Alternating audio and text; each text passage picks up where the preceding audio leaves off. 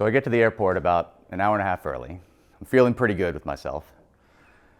There's a little bit of trouble with the airline app. It says something about my boarding pass not being quite ready, but I figure no problem.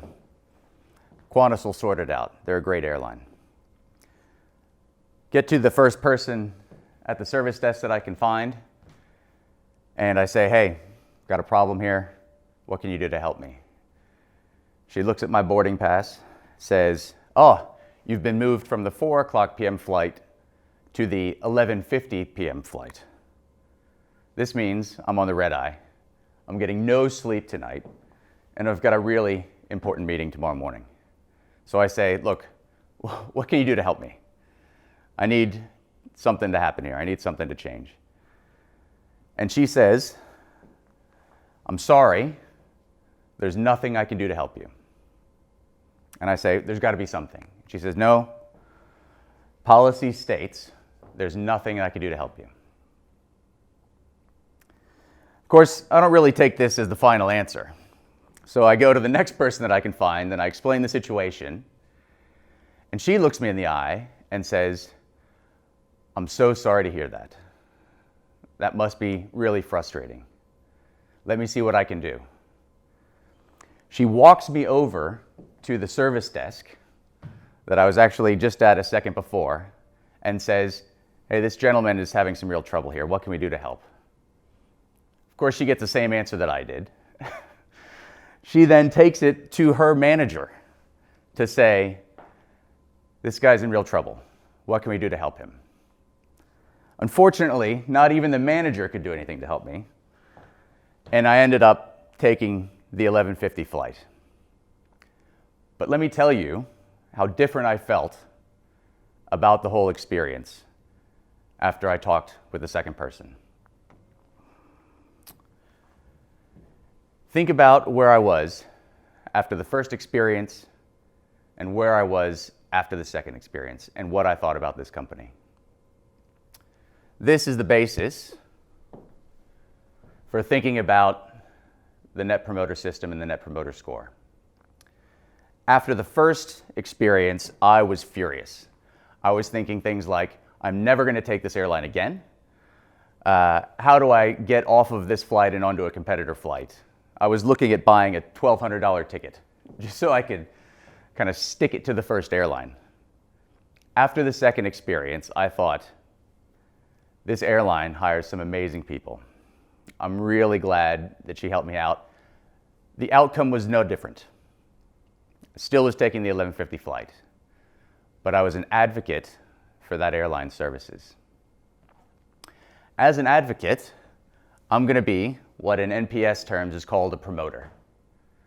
So when you look at NPS, you ask the question, how likely are you to recommend the service that you've been given to a friend or a colleague? And if you answer 9 or 10 on a scale of 0 to 10, you're considered a promoter. You're considered an advocate of that company, of that service. If you answer 0 to 6, you're considered a detractor. These are the people that are out there telling stories about how terrible their experience was with your organization. If you answer a 7 or 8, you're kind of a passive, right? You're kind of somewhere in the middle, neither terribly positive nor terribly negative. So obviously with the airline, I was a detractor first, but they turned me into a promoter by the end of it.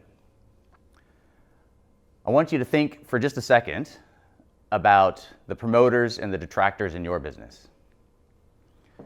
And I know you know them because they've been speaking to you. They've been telling you about either how great your service was or about how terrible it was. So I want you to get one of them in mind. Get a promoter in mind first, because that's always a better vision. Think about who that person was and what they said to you. Now, give them a name. If you know their name, use that. If you don't, give them a name. This will be helpful later on. Now think of your detractor. Think about the person that's told you that the service that you gave them wasn't any good, and about why they told you that. Imagine them in your mind. Give them a name. Who is this person? They're a detractor of your business. You got to know who they are. As much as you want to know just about the promoters, you've got to know who your detractors are as well. So why are promoters and detractors important? In the Net Promoter System, there's the Net Promoter Score, which is the metric that we use to gauge an organization's relationship with its customers, gauge how the experience is going for its customers. And what we do to calculate the Net Promoter Score is to first think about, out of 100 customers, what percentage of them are promoters? So if in your business you've got 50% of your customers as promoters, that's fantastic. Those are, the people that are out there advocating for your business. But you've got to also recognize that there are detractors as well. So think about the percentage of your business that would be detractors, that would be out there telling stories about how terrible their experience was. And say there's 20% of customers that are doing that. The net effect of 50% advocating for your business and 20% detracting from your business is a score of 30. So you just take 20 from 50. That's your NPS.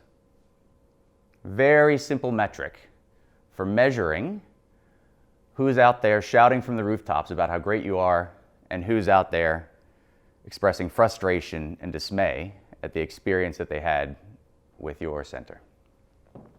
The name of the game here is a higher Net Promoter Score, obviously. The more people you have as advocates and the fewer detractors you have, the better you're going to do. And we'll talk in a little bit about why.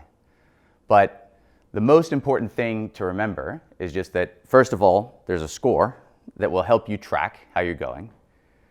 And secondly, that actually improving your score is not all that hard. And the simple precept behind improving your NPS is something that's often called the golden rule. Think about doing to others, giving your customers the experience that you would want for yourself, putting yourself in their shoes, and thinking about the kinds of things that would either drive advocacy or detraction for you. And that, in large part, will be the answer to improving your NPS. Now, what's all the fuss about? Why is this an important metric for our business? The data is quite clear. Companies and organizations who are what we call loyalty leaders, people that have the highest NPS relative to competitors in their marketplace, grow twice as fast as the average competitor in the marketplace and have 15% lower costs. Somehow, they manage to do both. Why is that? Two very simple reasons. One, promoters are worth a heck of a lot more to your organization than detractors on the revenue side. They give better referrals, they churn less, they spend more with you, and frankly, they cost less to serve. If you think about the cost of dealing with all of the complaints in your business, that's all your detractors. How much does it cost to serve your promoters? Nothing. They're really happy. They go through the flow. And what we found is that promoters actually have a customer lifetime value, which is essentially, think about all the business this customer is going to do with your organization over their life as a customer. That amount of business is 3 to 10 times as high for a promoter than a detractor. Not surprising, but quite material. Now, the other reason why companies that are loyalty leaders do really well is that they operationalize a lot of the improvements that the customers ask for, and in doing so, make themselves better businesses. So when a customer talks to you about a problem that they had It may be due to an error in process. It may be due to a technology error. If you fix it, your business is going to run better. And also, not only will your business run better for your employees and your customers, you'll have to do less rework. If you don't get it right the first time, guess what? That customer is going to want you to do it again. In Australia Post, we implemented the Net Promoter System really to address one key customer problem. And that was the problem of parcels that didn't get delivered to the customer and had to be picked up from the post office. We called them carded parcels. This was an issue, not just because our customers hated it, and they did, but because every time we had to card a parcel and couldn't deliver it to them first time, it had a lot of rework attached to it. We had to then take it to the post office had to handle it. A lot of extra cost was driven into the business.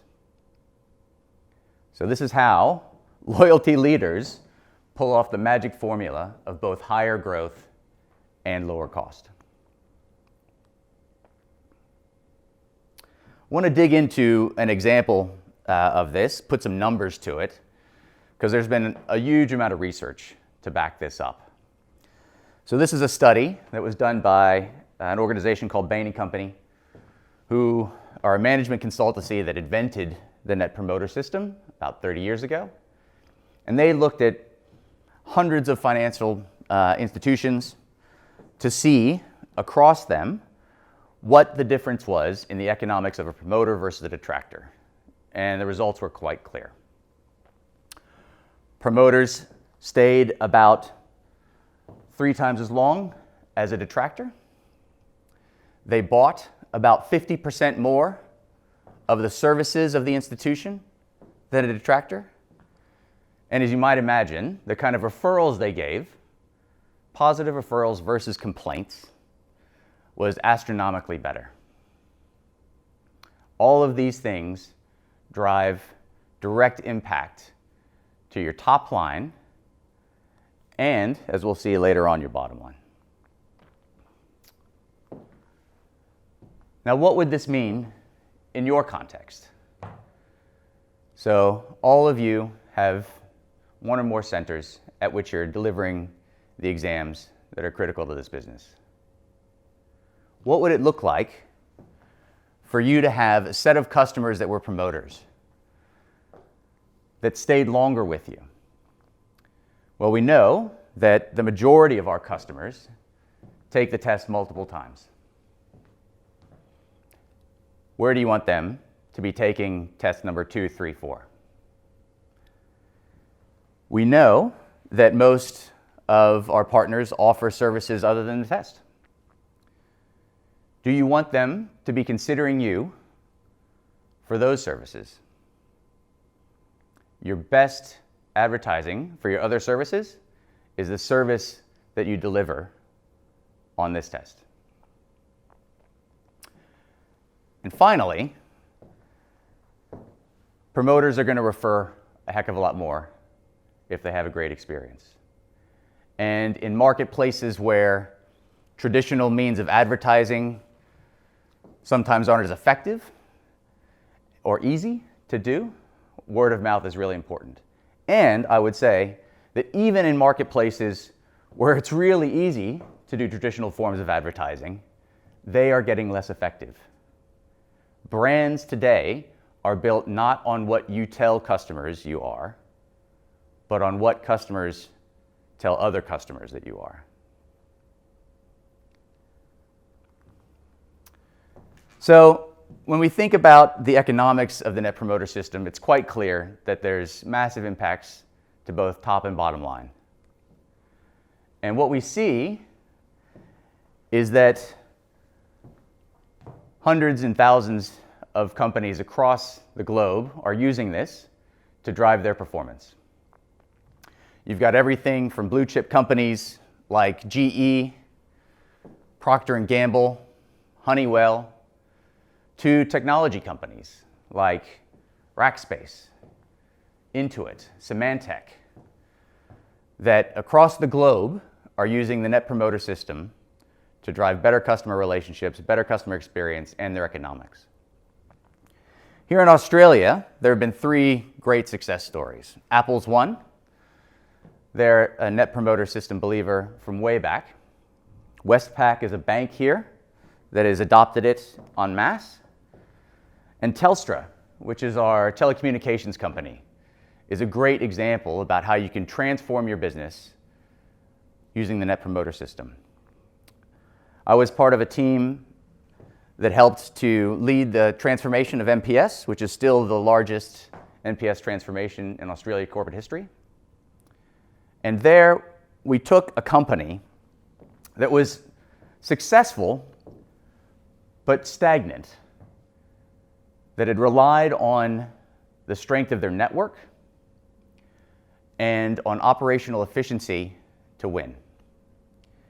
And with the help of some very important leadership from the CEO and from the executive and from leaders all throughout the organization, we turned it into a very customer-centric organization that not only listened to what its customers were telling them about their service, but then acted on that feedback and consistently changed processes, policies, systems, people in order to improve the customer experience. And from that point, Telstra took a declining market share in mobile and a stagnant and a rapidly declining market share in fixed telephony into holding market share in fixed and a lot of growth in mobile, which has driven a lot of their success over the last 5 years. Now, a lot of people, when they hear NPS, they think Net Promoter Score. And the score is important, but I've made reference to both the score and the system. And I would say that the score is just one small part of what the Net Promoter System is and can do for your organization. NPS is not just a metric. It's the culture of continuously looking at how the customer experience is, what the relationship with the customer is, and working to improve it. It's not just one way. It's not just a data point that you look at on a report. This has got to be part of a system of analyzing the feedback and acting on it, making the changes necessary to improve the customer experience. This is not just a marketing message. This is something that companies across the world are using to impact their strategies to grow in very competitive marketplaces. It's not just a single initiative. This is not something that happens one year and then disappears the next year when the next bright, shiny thing shows up. For this to succeed, it has to be a consistently reinforced message throughout the organization that builds a culture of customer centricity. And finally, this is not just an excuse to spend a lot of money on customer experience that can't be justified with a business case. The best companies take customer feedback, analyze what's going wrong, and make impact versus difficulty decisions that drive ROI again and again. So that's part of the discipline of the Net Promoter System. So this journey obviously takes a long time. And we've got to think about where OET is on this journey. And we're just getting started, right? We've got the metric in place. We've got a basic familiarity with it. But I think we're at a stage that's referred to as NPS sacrifice, where it's really a bit more of a sacrifice to do the NPS system, to get the metric, to read all the customer feedback, to act on it. And we're not really seeing the benefits, or we don't understand what the benefits are for our business. And that's fine. Frankly, that's where everybody starts. And not everybody may be there. There may be different people in different places, and that's fine too. I think what we want to focus on is where we need to get to, and where we need to get everybody in this organization if we're going to succeed. And that's the second stage. That's where we start to use NPS, the score, as a diagnostic tool, where we start to really understand the power of listening to our customers, of analyzing their feedback, and of making changes based upon that. Now, in this stage, understanding starts to build within the organization, but for the most part, it's led by a central team because they've had experience with this, they've looked at this in other companies, maybe implemented it in other companies. And their role is to support the people on the front line in getting up to speed with how it can help. So there's going to be a lot of work over the coming months to try and help everyone get up to speed on NPS, the score, and the system. But that won't be the end of the journey. There are stages beyond that. And if you really want to be a loyalty leader in your marketplace, if you really want to see the economic benefits that accrue to loyalty leaders, you need to make it to these third and fourth stages. And what that looks like is a top to bottom cultural change in how we view our customers and how we listen to their feedback. It's about the CEO and executive leadership talking about NPS both externally and internally. It's about setting up systems and processes to make the listening to your customers better, to make the analysis better, and to make the doing easier. Because a lot of the changes that your customers are going to want won't be easy. And when you get to the final stages of this, it feels a lot easier because you've built the systems, the processes, the tools, the people that are required to really make a Net Promoter System sing. Now, the work of the Net Promoter System is twofold. A lot of our partners are going to be on the front line of this change. And that frontline feedback loop is represented on the left-hand side of this slide. It's where you're listening to your customers, you're trying to understand what their feedback means. Again, you're making the changes that you can make within the center, whether that be to improve the welcome that your customers receive, improve the amenities, improve the food, improve the customer service when something goes wrong. These are the kinds of changes that you can drive on the front line, and they have a massive impact. But there's also going to be a number of changes that you won't be able to make. They're just not within your control. And that's where the right-hand side of this comes in. This is where systemic improvement is the driver of the experience of the customers in your center. So in OET's case, it might be something like turning the test results around a little bit faster. Or it might be providing you with some data that you need to improve the customer experience in the center. And when these two things get working together, it's really powerful.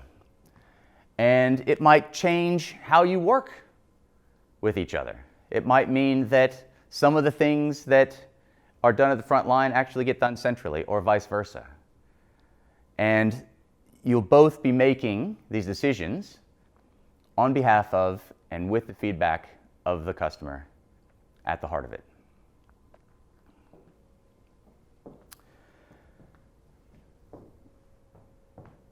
The customer is the center of the NPS system. There's no question about it. But there's a really important other group that will drive the success or failure of your organization and of your implementation of the Net Promoter System, and that's your employees. And the reason why employees are so important is pretty clear, right? If what you're going for is a high NPS, as represented by the number of promoters that you can see on the right-hand side of this slide, what's the likelihood that you're going to be creating that many promoters if your employees are mostly detractors? Not great. You end up getting experiences like the one I had when I first got to the airport. I'm pretty sure that person was not having a good day in her role that day, and that came through. And the second person was really enjoying her job, felt like she was empowered to do it, was getting a lot out of it. So I'd encourage you not just to think about the NPS of your customers, but also the NPS of your employees. How likely would they be to recommend your center as a place to work to a friend or colleague? It's just as simple as customer NPS, and it's just as easy to ask of your employees. And it's a really powerful thing to ask too. Because a lot of employees in a lot of places, this may be the case in your center, it may not, but a lot of employees don't feel listened to. They don't feel heard. They don't feel like their ideas about how to serve the customer better matter. And they do want to serve the customer better. There's no question in my mind. Very few people actually get up in the morning, come into work, and think, I want to do a terrible job for my customers. It just doesn't happen. In most cases, across industries, across countries, where we've looked at the Net Promoter System and the impact that employees can have on customer NPS, we found that the employees want to do a great job, and they're often constrained by the processes, policies, tools, and systems that they have at their disposal. And they've got great ideas about how to fix those.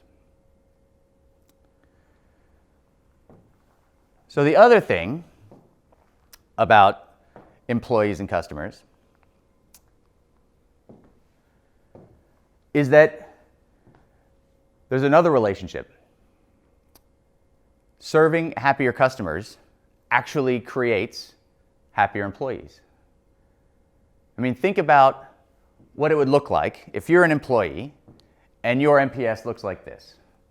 If 7 out of 10 people that you see every day are not just, satisfied with your service, but actually advocates of your service. They're actively out there singing your praises. What's that like to interact with on a daily basis? How does that feel to you? How do you feel about showing up to a workplace where that's your experience? That's a wonderful thing. That's a wonderful thing. And that is going to be a huge driver of what creates happier employees. Listening to your customers, doing well by them, actually creates happier employees as well. And that leads us to this wonderful, virtuous cycle between better customer NPS and better employee NPS. Happier customers come to your business more, your business is growing, they're costing less to serve because you're eliminating errors for them, you're eliminating rework. They're really happy when they show up. All of this creates happier employees. People that are motivated to come to work on a daily basis. People that enjoy their job. People that enjoy serving their customers. And that, not surprisingly, creates happier customers. And the cycle repeats. So there's 3 things that I want to leave you with. If you take nothing else away from this presentation, please take away the thought that thinking about your customers in terms of promoters and detractors is one of the most powerful things for driving the success of your organization. We've talked about the economics of this. We've talked about the impact on employee experience. We've talked about the fact that in a lot of cases, it's just the right thing to do. Think about who your promoters are within your customer base. Think about that person that you thought about at the beginning of the presentation. The person that has come up to you or that you know has in some way spread through word of mouth really excellent feedback about your business. Because that's a really important person for your organization. But also, please think about the detractors in your business. Remember the person that you thought about at the beginning of the presentation who maybe didn't have great things to say. They're a really important person to keep in your mind's eye as well, because they will give you the nuggets of gold that actually are annoying all of your customers, but these are the ones that are telling you about that. So treat that as a really important source of information. The second thing that I'd like to ask you to do is, once you get that feedback, you gotta do something about it, right? If you ask for feedback and then nothing happens, it's even worse than if you didn't ask for the feedback at all, because you've created an expectation in your customers. But if you meet that expectation, they're gonna be happier than if they were never asked at all, much happier. And not just them, the rest of your customer base as well. Because I guarantee you, the feedback that you're getting from them will be something that the rest of your customers are thinking as well. So listen to your customers, learn from them, analyze what went wrong if something went wrong, analyze what went right if something went right, and do more of that. And then take the action in your day-to-day to make the changes necessary to improve the experience. And I know that everybody is busy, right? Running a center isn't an easy gig. But I guarantee you that you, like all of the other loyalty leaders that we've talked about, will see the return on the investment of time, effort, and dollars in customer experience and customer relationships. The third thing that we do need to remember is that we're on a journey. And this isn't about the score. It isn't about just the closed loop system. This is about a cultural change that this organization is stepping into.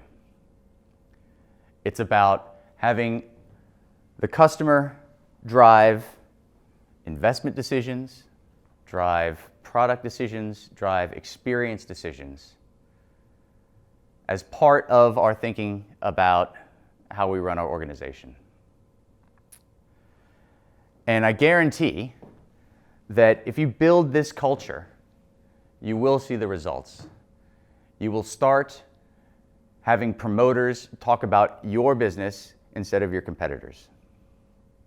You will have promoters walking through your door smiling, which will create happier employees, which also drives your business success.